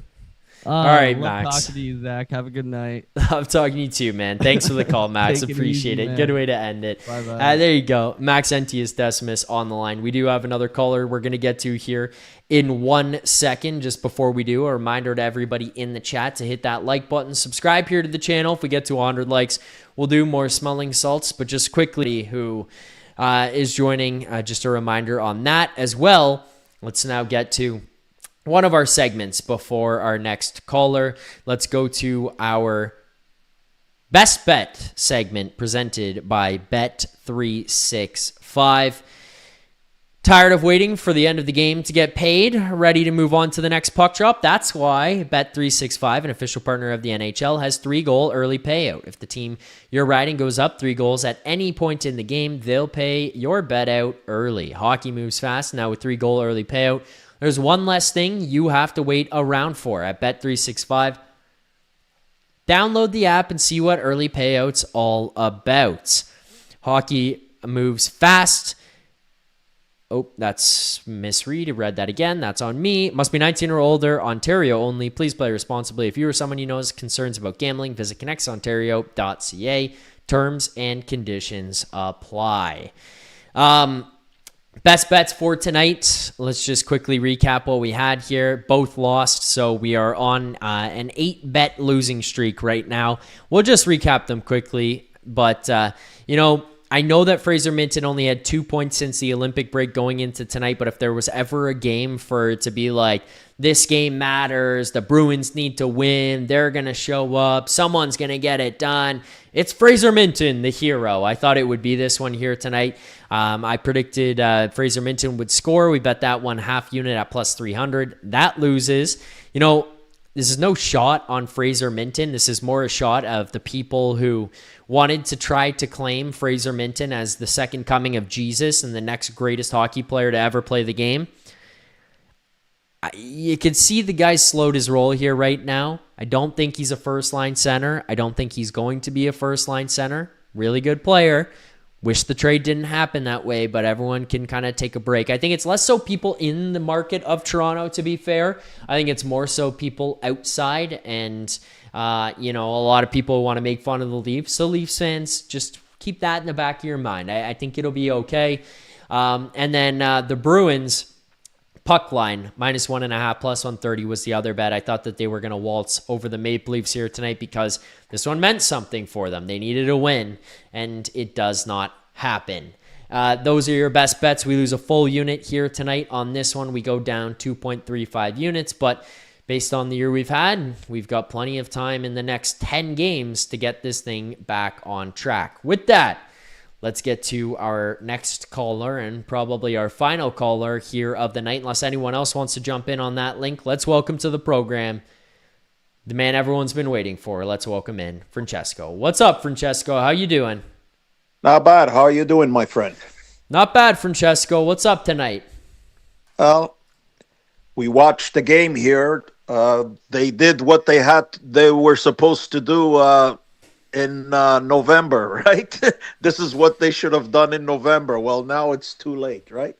Yeah, too little, too late. This is what they should have been doing from the beginning of the season. Like, do I recognize that Boston came out slow and didn't have their best game and they were a little bit flat? Yep, completely. And, I'm not trying to just praise the Maple Leafs for the win here tonight, but if they play this way and they play with this intensity and passion and attention to detail, it still could have been a lot better. I completely understand. But, if they played this way from the beginning of the season, you're probably faring a little bit better. Well, that has been their problem for ages, even when they used to play teams that they should beat. And you think that they're going to, kill them. They would always not show up, Leaf-wise, right? And Yep. now, like you said, and now this is it is what it is. But the whole thing I wanted to talk to you about is end of the season is coming, but it's all gonna go down to whoever they got here managing this team. If they continue with this tree living, what we see is what we get. It's not a matter of I want to get rid of the guy. I'm just saying the right thing. With him there, are you are you confident if he's there that he's gonna make the trades that we're supposed to be doing with his team? No, I'm not. I'm not confident. I honestly, I'm not. I think that, the problem here with tree living, which is why I think it would have been beneficial to have a president of hockey ops with him.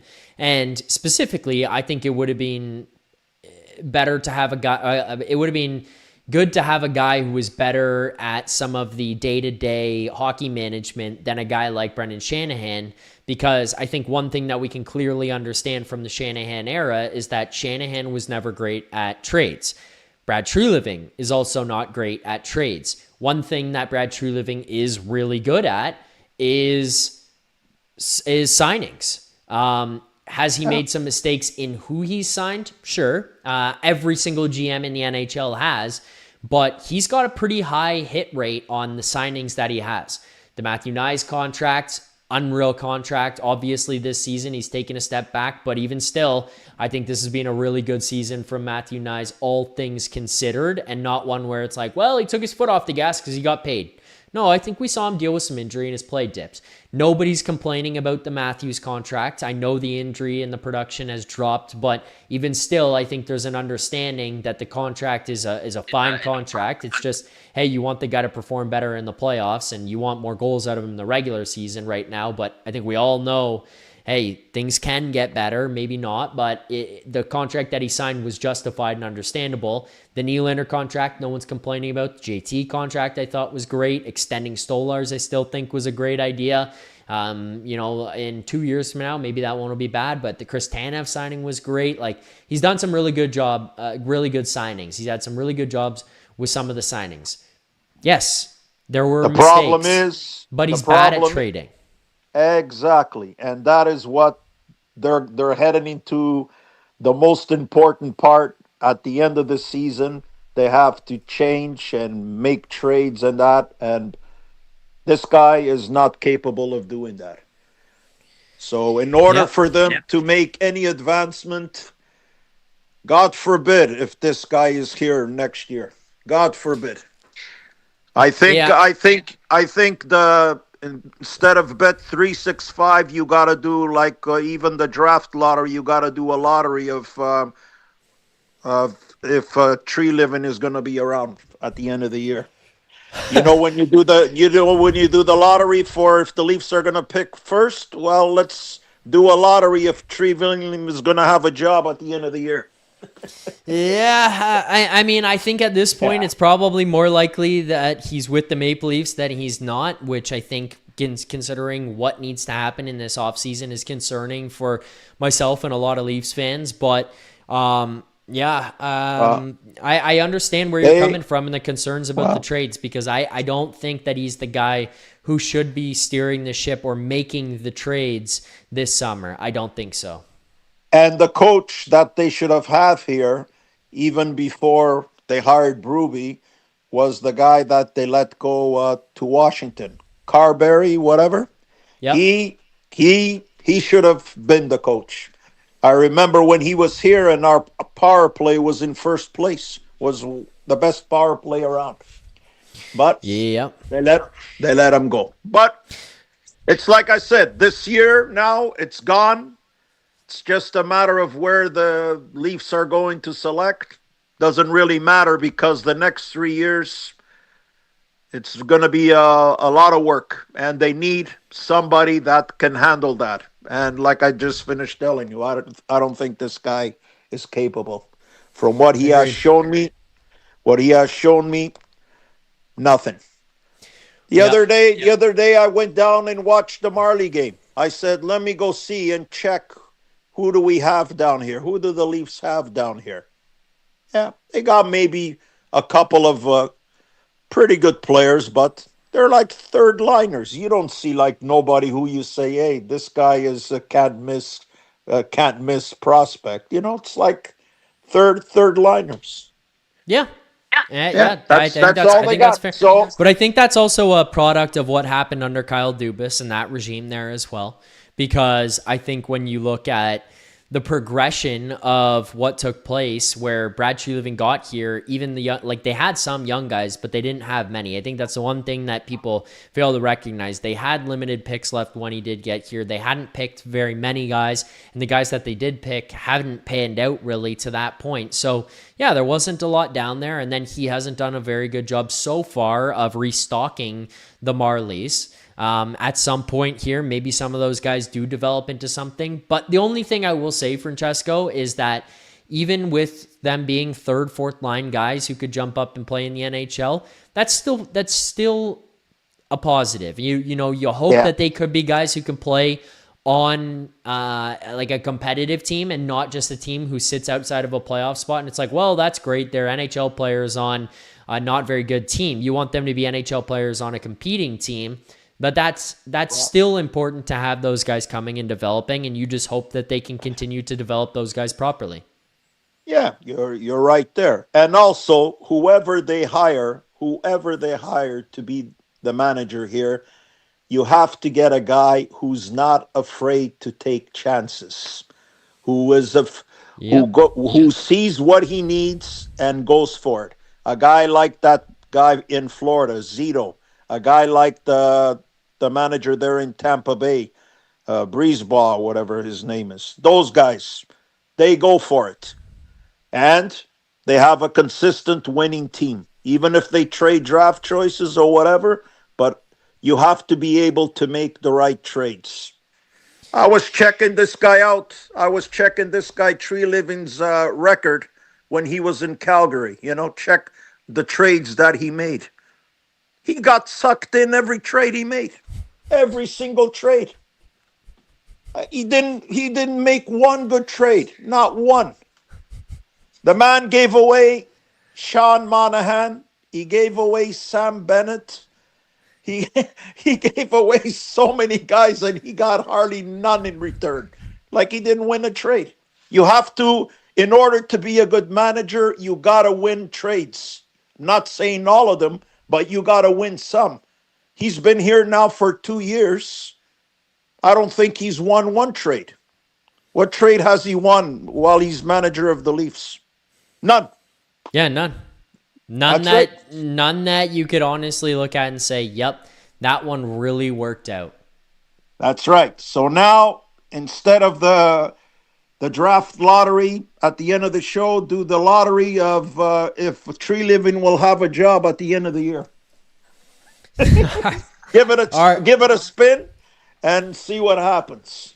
All right. Yeah, that's about it, Zach. Like I said, now we're just running out the clock. You have to try to find things to say on the show every day, right? But it's all right. All right. You know what, Francesco? Just for you, I'm going to do something here. What do you think the odds are that Brad Treliving has a job at the end of this season? I think they're pretty good. Okay, give me a percentage. Give me a percentage. I say about 70% he's going to stay. 70%. Okay, so let's go for the sake of this 75%. So I'll make you a deal, Zach. Okay. If he goes, I buy you lunch for the whole year. Okay, we're gonna do something here. We're gonna do something. We're gonna go. We're gonna do a wheel spin just for you because you've asked for this. You've demanded this. So for everybody who's watching on YouTube, you'll be able to see this. I've got a wheel spinner that I'm about to bring up on screen here in 1 second. I have 3 slices that says he go. Oh, wait, you say 75% that he stays. I'll do this in real time. Yeah. So hold on. Okay. So let's go. He stay. We've got 3 slices. He go. 1 slice. 25% chance He goes. 75% chance he stays. Francesco, this is just for you, buddy. This is to make you happy. Here's the lottery spin. Ready? Yes, sir. Let's see. Does he stay? Does he go? He'll stay. Oh my goodness, he goes. You All were right, wrong, that's Francesco. good. The Oh, wheel that's spin. good.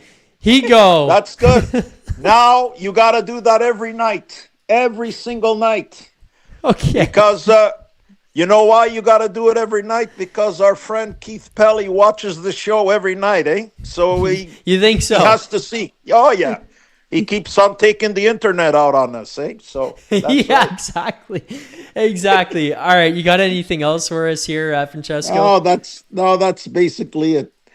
That's All right, basically man. it. So enjoy the show and keep it up because this is the best show. We air our thoughts. There you go. Airing so of now, grievances. yes. So now you know, Zach. Every night, the wheel's spinning to see if Tree Living has a job at the end of the year. Okay, I'm I gonna think that will bookmark be this, and we're gonna call it the Tree Living Job Wheel, and we'll keep that in the favorites bar. And whenever we need, we'll come back to it. Okay. I think that will be better than the draft choices, right? Than the draft lottery. Okay. Maybe we Zach. can change the percentages and everything too. So we'll see. All right. No problem. Okay. All right, we'll Francesco. Thank you. Okay. Appreciate it. Have a good night. Bye. Thank you. There you go. Francesco, we do have one more caller here on the line. I don't know. Like the stream. If you liked the spin there, the Tree Living Job Wheel, make sure to like the stream. Let's get to our next caller here. Jeremy on the line. Jeremy, do we got you there? Jeremy. How you doing, Zach? Yeah, what's up, Jeremy? How are you? All right. I'm not bad. First time caller, but I've been watching the show forever on my race page on YouTube. I think I got it down where I have everything muted. Yeah, okay. You're good. You're good. All right, perfect. You can hear me clear? Yep, I got you. Okay, first off, dude.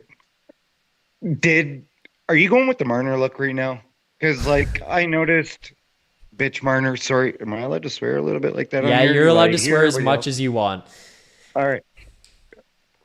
Are you going with the Marner look right now? Because I noticed since he got to Vegas that I think Mark Stone said, hey, listen, when I was in Ottawa and we were lazy, we would wet our hair before warm-up with no helmet. Then we would wet our hair when the TV camera's not on us. So when it is on us, it looks like we've been sweating and playing hard. But you need to dye your hair a little bit, Mitchell, so it can be a little bit darker because you can't get facial hair that's dark enough. So if you wet your hair with a water bottle, you're not going to be able to know what happened. So dye your hair a little dark brown, get it wet. You always look like you're working. So I was just curious tonight with the no hat and the fancy little dude, no big deal. No big deal. If you're going with a little Vegas look, if you're heading to Vegas, I know there's 11 games to go. But if you wanted to do a little Vegas look and go with a little Depp, is it Depp or did the girlfriend, fiance, which have you, parents? No, not parents. You got the little Leaf stuff. There's a bunch of hard workers in behind you on my TV there. We can't see them, but those are Leaf hard workers. You don't even have to win in Toronto for fans that like you. Right. All we need is hard work. So I'm just curious how much work you put into that hair tonight before I start off on my rant. Because I've been dying to call in. Just like going to the comedy clubs, I race cars for fun, but I work hard with my hands, construction, etc., etc. And I watch a blue-collar team, which blue-collar jerseys, white collar. Sorry, they're white collar around our blue jerseys now. That makes sense now, the way wife beaters are white. Anyways, sorry, but just finish that up before I keep on going. If you put much work into that hairdo tonight, as, Max Domies did all year, the wingers they surround a superstar with that everybody wants to get pissed off about. I'm not going to say run out of town, because if people from Counter, Ontario, 15 minutes outside of North Bay can run superstars out of town, then we're never going to see a cup. We are never going to see a cup. Because at the end of the day, it's just a little bit of hard work, and we'll be happy. Hey, Doug Gilmour was in town for how many? And a cup of tea in Calgary before he hurt his knee.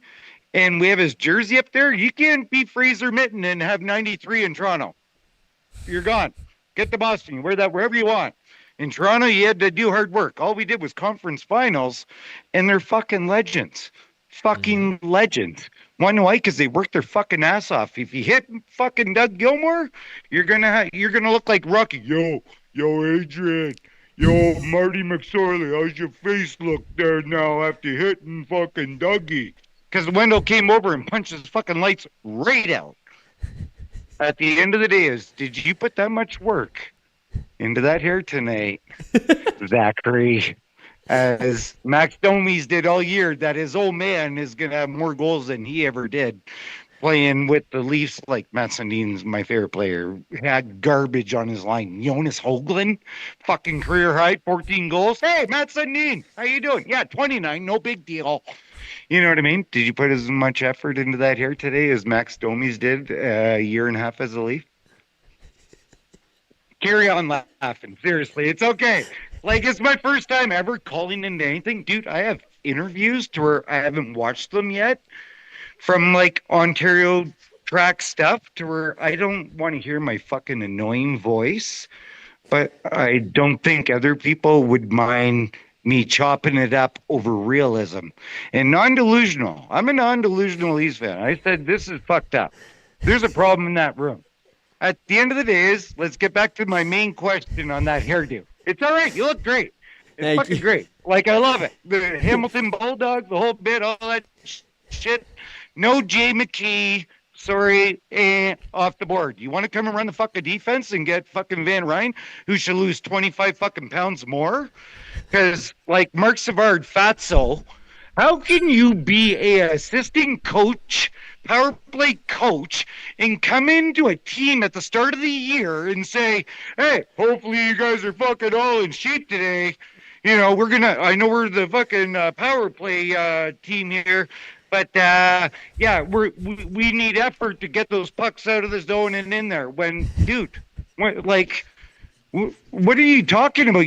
How many fucking buckets of donuts have you ate? Lose weight before you talk to us about being in shape and effort, motherfucker. Sorry, apologize when the motherfucker sounds so.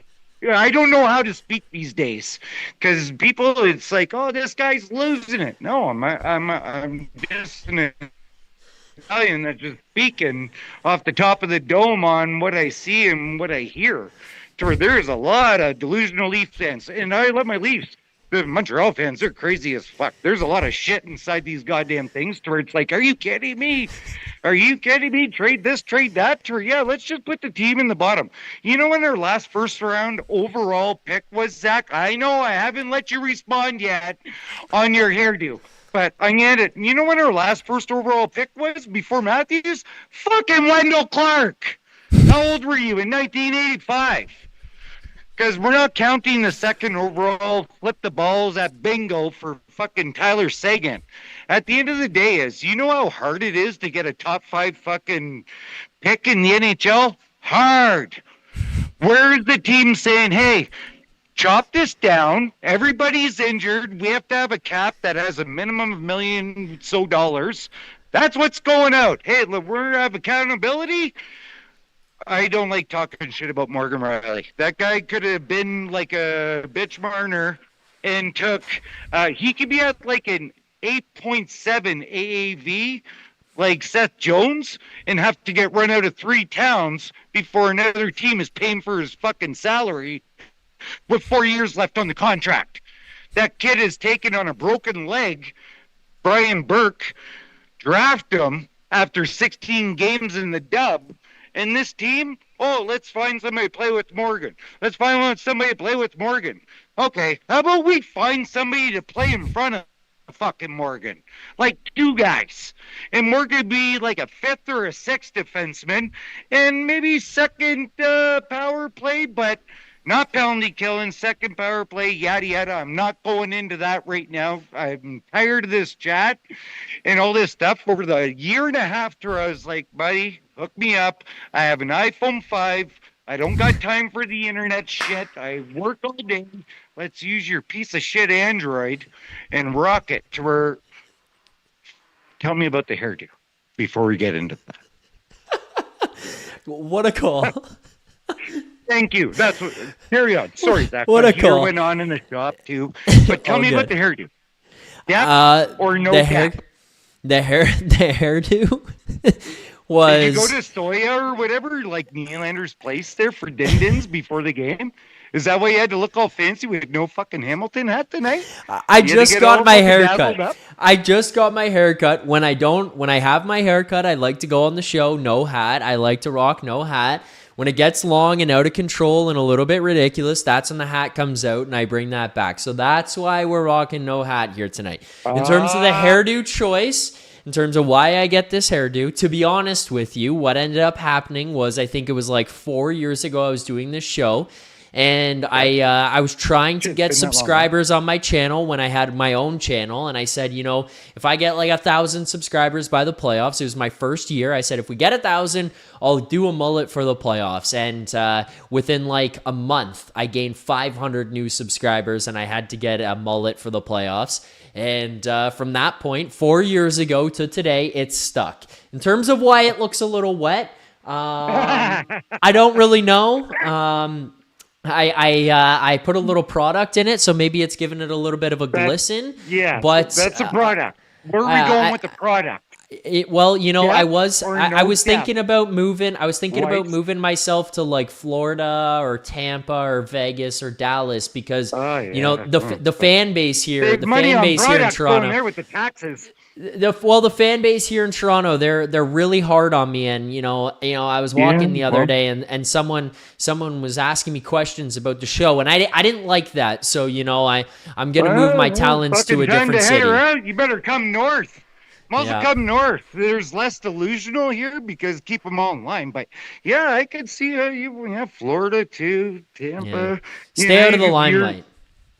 Well, yeah, there are five people inside the dressing room to ask questions, but you got like 85 in the one dressing room, and people have to listen to that, then leave and listen to the rest of the league and be like, yeah, blah blah blah, blah blah blah. At the end of the day, is blah blah blah, and at the end of the day, is everybody that wants to do this to the team. Do you really think this team is going to have a chance for a first overall pick in the next 3 years?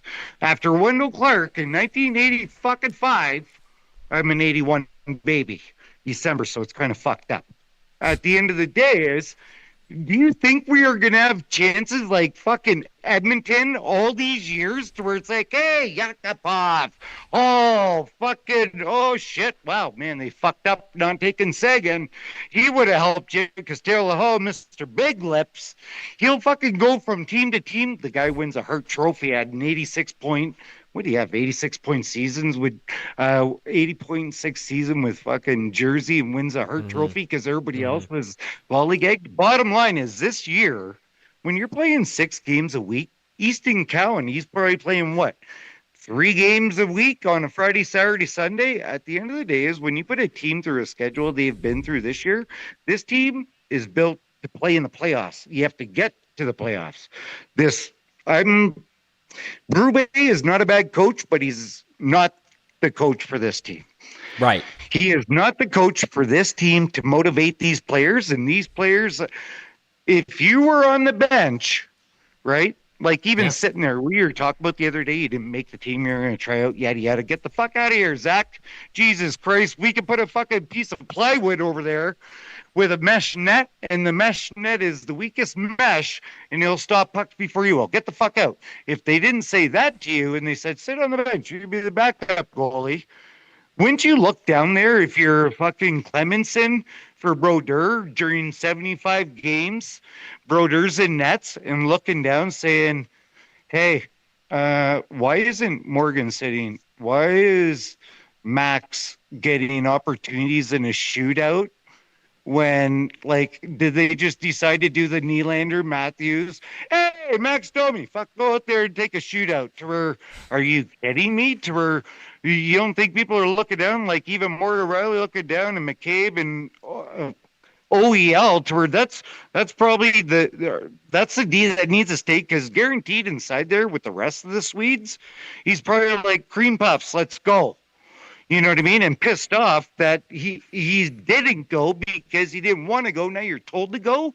To where this team has no give a fucks right now. To where the only thing I bet you they are all saying is, can we get to the off season and hope that Mr. Berube is gone, because his motivation is not working, and he is a timeline coach. Yeah, Cooper's the longest serving coach in the NHL now, because the one before that was who? Sheldon Keefe.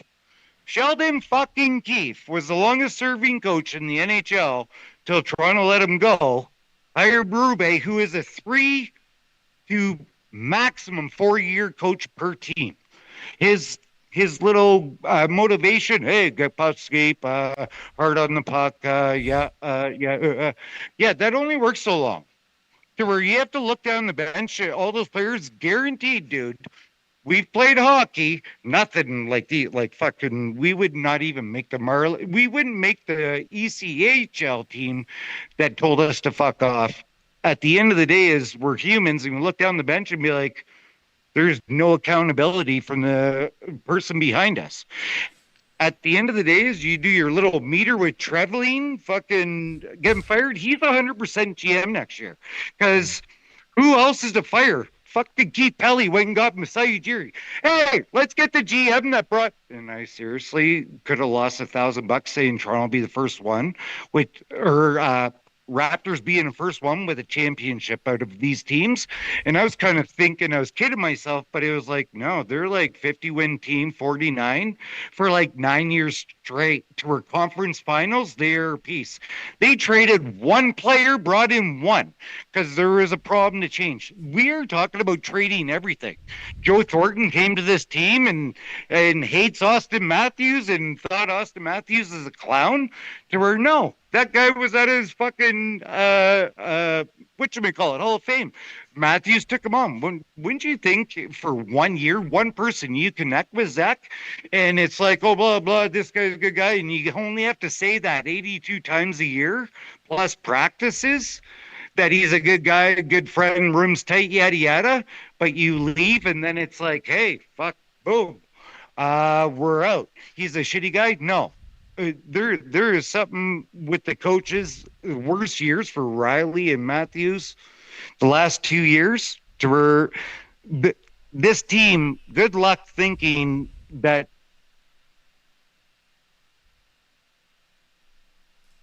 Uh-oh.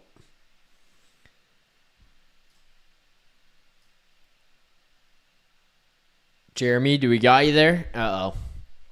Another little blip here on the internet. Oh, well, hopefully we'll get Jeremy back here. Oh, there we go, Jeremy. We got you. Sorry. Yep, sorry. I had a little internet blip. This will be solved very soon, by the way, to everybody. I'm first-time caller. I'm just impressed myself on being able to come on here, but a couple Michelob Ultras. And if somebody's saying weed thing, yada, yada, damn right, couple bowls there, I get motivated. You are fired up. I'm fired up because it's like the team is bad right now, of course, but Scott Lawton, like fucking Jacob Quillen fucking minutes.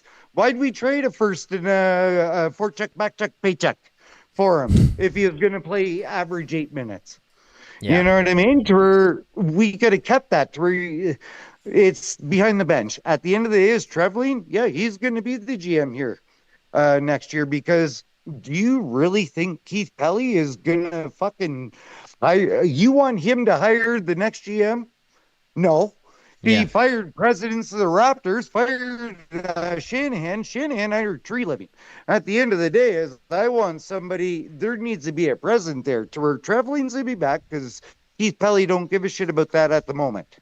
You know what I mean? Yeah. There needs to be a new. I think there needs to be a new chain of command. I think it needs to cut Keith Pelly out here for the most part, aside from hiring the next president. And I don't know that they will do that. I think that I would lean more towards them not being interested in doing that. But I would definitely say that the off-season approach, Jeremy, should be president the president hires his guy. That guy who's the GM, he confers with the president, and the two of them go and hire their guy as the coach. And then that's how this works.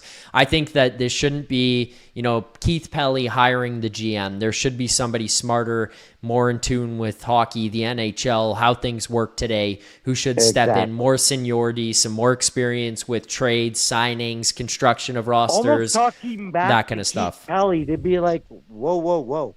This is who you would want to hire for the president? Or, whoa. This is who you would want to hire for the GM? Listen here, soccer boy. Right? Yeah. Mr. Sportsnet. Yeah. Let's take a step back. And how about, I would rather have a rookie GM like a Chris Pronger rocking that and have a Peter DeBoer.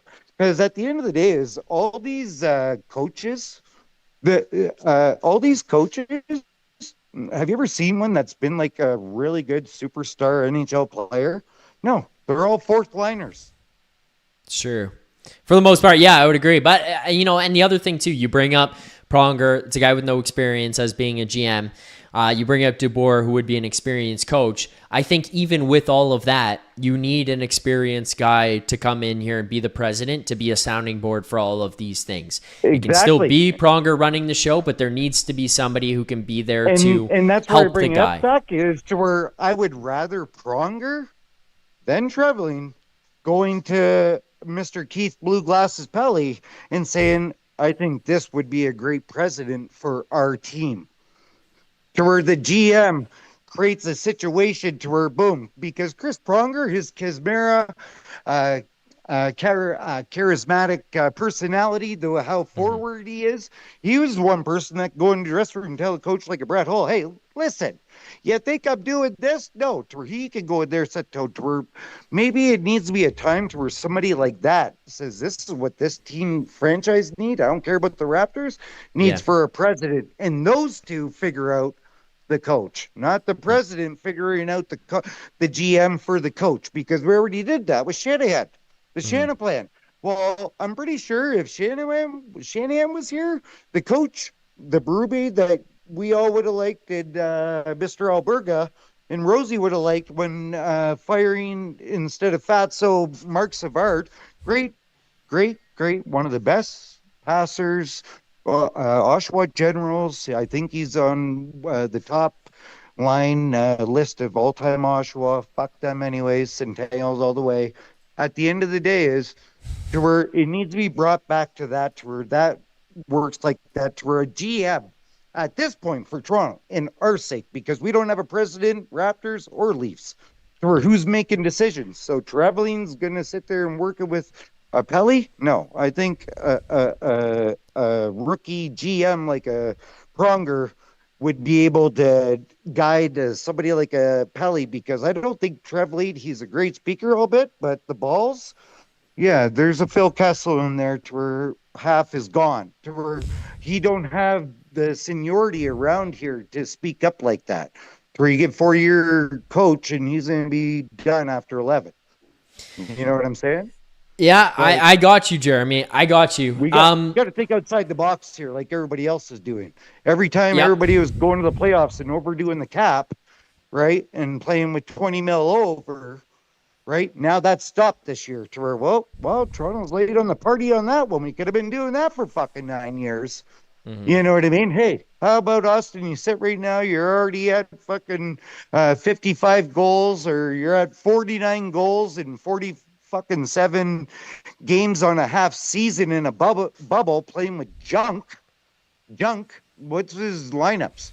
His line mates, other than Mitchell Marner, play defense, that kid. How many Vegas games? I only watch Vegas there now, so I could sit there and be like, wow, this kid's really ruining that team. Give away. So we're like, play him on D. We all know he's scared to go to the corners. But Bruce Cassidy coached that kid long enough to where I think Paul said he's a no corner guy. Yeah, Paul already let us know. No, my kid don't do corners. You're better off keeping him on D and running a triangle. You know what I mean? It's safer there because open ice hits. There's no Scott Stevens, all Samuelsons to come out there and lay the shit right out of you, and Jay Rosehills to punch the shit out of you when you're sitting there looking for blood when your stick didn't even friggin' hit the side of your CCM helmet. You know what I mean? The thing is, like this team here, it's all backwards. It's all backwards, and this season right now, being backed up after COVID and flat capping us for 4 years. Kyle Dubas didn't expect this, but it's funny that Kyle Dubas gets let go he's making a joke out of Edmonton. Like making a joke. Yeah, sure, we'll take Stuart Stinner. Everybody hates him in Edmonton. We'll take him. To what's Edmonton do, Mr. Stambo? We'll get rid of him because the fans all think it. But McDavid's sitting there thinking, worst decision. And for a guy that's played 6 playoff games, Tristan Jarry, are you fucking kidding me? This little half short person right now, that's what we traded Stuart Skinner for? Our buddy? Boom. Team screwed over, pissed off. It's McDavid read between the lines. He talks about coaching this and that, goaltending and well-structured. Well-structured because, hey, Toronto, change your fucking coach. But they have good goaltending. They have my best buddy over there that everybody, like, if you read between the lines, hockey sticks, McDonald's and GMs and McDavid after GM saying, hey, we're tired about this. Oh, blah, blah. Yeah. Matthews ain't going anywhere. If there is anything to change right now is that coach and get a fucking president over there. And let's get this D moved out and add some guys that wear blue collars and get the blue jerseys out the fucking, like, blue jerseys, yes, but let's get rid of the white around the collar. I think they got rid of the white around the collar. I think they did. That. I think they did get rid of those. I think they're just blue here now. I do think they're just blue. But Jeremy, this has been an excellent call. I think you had a lot to get off of your chest, and I appreciate that. And I imagine you probably have more. But I think we should save this for another call and not get too horny here off the rip. I want to have you call back in the future. So I'm glad you called in for the first time here tonight. I did really appreciate this. The chat really appreciated this call here as well. But I think we'll end it there because we'll save it for more for the future as well. So Jeremy, thank you for this call. I really appreciated it. I hope you enjoy the rest of your night because you just made the last 15 minutes of mine very enjoyable. So thank you. That's all I wanted to hear. Your hair made me do it, Zach. Your hair made me do it. You look like a beauty tonight. All said, things said. Look like a beauty tonight. Thought you went on a date to Soys. Yada yada. But yeah, thanks for taking the call. Appreciate the chat. Appreciate you. Thank you. And we'll call Thanks, on Jeremy. a better note. All right. Thank you. I appreciate it. Thanks for the call. Enjoy the rest of your night. Ciao, dude. There you go. Jeremy. Energetic call here, to say the least, from Jeremy. Appreciate that.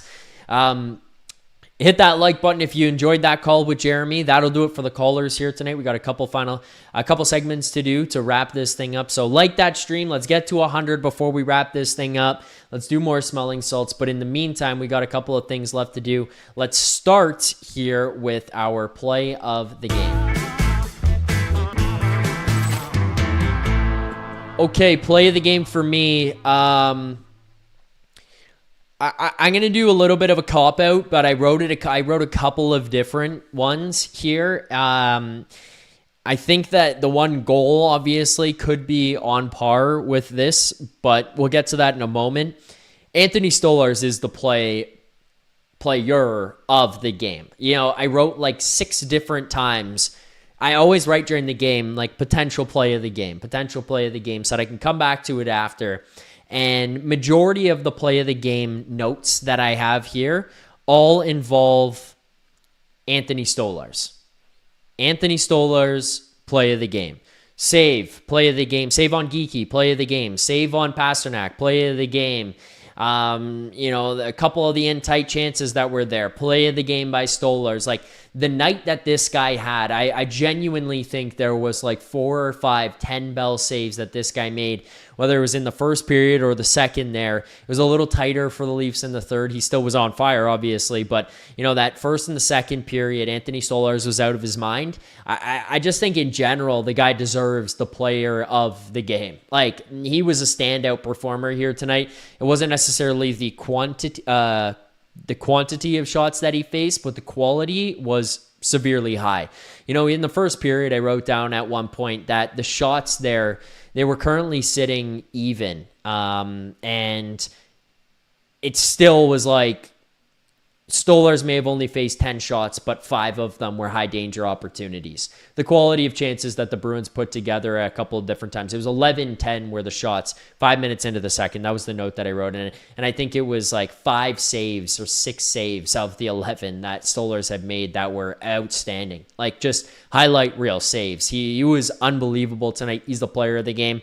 Obviously here, the honorable mention, which on any other given night, it would probably just be the play of the game, but it's the Matthew Knies shorthanded goal.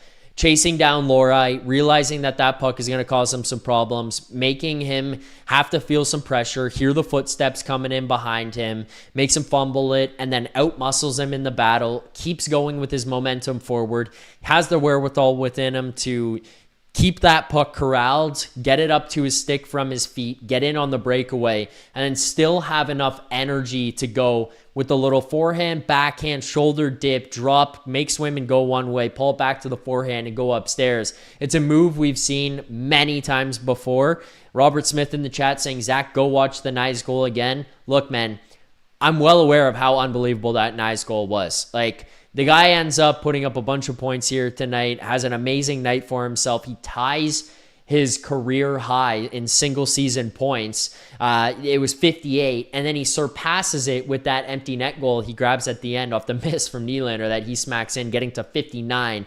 So he sets a new career high, and this is all in a season where we said regressed. And I think it's fair to say, because the play wasn't the same level it's been. It wasn't as dominant as it's been before. Again, I chalk a lot of that up to the knee, but I think you can look at this kid, see what he did with that weighing him down, that hampering his ability, and see him go out there and still score like that. See him put it on the line every single night, say, I'm fighting through this, I'm battling, I want to play for this team, and then set a new career high. Like, that to me is fucking awesome to see from a guy like Matthew Knies, and that's going to be an honorable mention for me there. With that, let's get to our final segments. I think the best way to do this now will be to flip these. We'll do the grade of the game, and then we'll go to the final segment, because that's the best way to finish off the show. So let's do the grade of the game here. You guys in the chat, send your grades of the game. I want to know how you feel about this one tonight. Aside from the fact that you win, get 2 points, you help the Senators, you help the Habs, and you help the Bruins in what it does outside of the game. The actual play tonight for me, I'm gonna go put it at like a B+. Goaltending was unreal. John Tavares had a good night. I thought Cowan was awesome. Matthew Knies was awesome here. The defense was really not a part of the picture or the problem here tonight. I thought that they were fine, like they were okay, just okay there, but that was good enough, and it was better than what we've seen for the most part. I'm going to go with like a B+, maybe an A- there to get to that. I see a lot of people in the chat.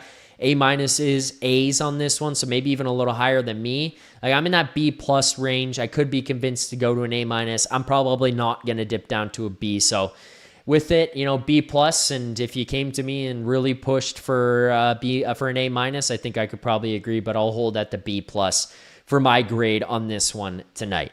With that, let's go to our final segment here on the show. It's one that everybody's come to love over the last little while, and I completely understand why. For Francesco, we did his tree living wheel. Does he have a job? Does he not? 75% Francesco said yes.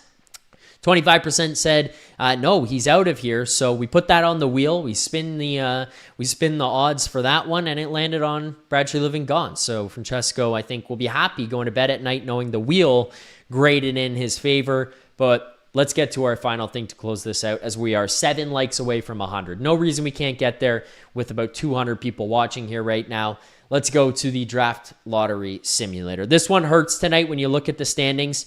The Maple Leafs currently sitting at 73 points here right now. Still with the 6th best odds, just given the fact that San Jose, who's got 70 points, they have 3 games in hand. The Winnipeg Jets, who have 72, that would be 1 less point than the Maple Leafs. They have a game in hand. Look at Seattle, who has 72 points, 1 less. They have 2 games in hand. The Los Angeles Kings, they are above you by 1 point, and they have a game in hand. So you're above some of those teams in terms of your odds to get it. The Florida Panthers also 73 points tied with you, but they have 2 games in hand. Maple Leafs still will sit with the 6th best odds. But this is, again, a night that it's frustrating. You look at Carolina, no need to pick up that extra point in that game. You probably could be sitting at 72. You pick up a win here tonight, that's an extra 2. You could have been at 70 if you don't pick up that point, or this win here tonight. You would have been sitting at 70. That would have had you at 1 point above St. Louis, 3 points above Calgary and Chicago. A lot of teams underneath you won and picked up points. You could have got yourself closer, but instead, get yourself a little bit farther away. With all that preamble on what we're going to see here on the Draft Lottery Simulator, we could have a generational player coming. For the most part, we haven't even jumped into the top 5 here on the Draft Lottery Simulator all season long. But one time, we got first overall, and one time, we got Gavin McKenna. Ladies and gentlemen, that's all you need. You need it to happen one time. The New York Islanders went from 10th to 1st last year. Miracles can happen. Miracles can favor the Toronto Maple Leafs. I'm not saying it will happen, but it can. You just need one. And with that, let's sim the lottery. One sim. Everybody knows the rules. Let's do it. Nothing. The Flames go up 3. They pick first. The Blackhawks up 1. They pick second. The Canucks and the Rangers drop 2. They pick 3rd and 4th respectively. The Blues pick 5th. The Maple Leafs give the 6th overall pick to the Boston Bruins. A somber night in Toronto, especially including the fact that you beat the Bruins. You put, I guess I should say, the Sens and the Canadians into more favorable playoff positions. Sad. Well, perfect way to end the show here tonight, I think. We're Mr. Positivity all night.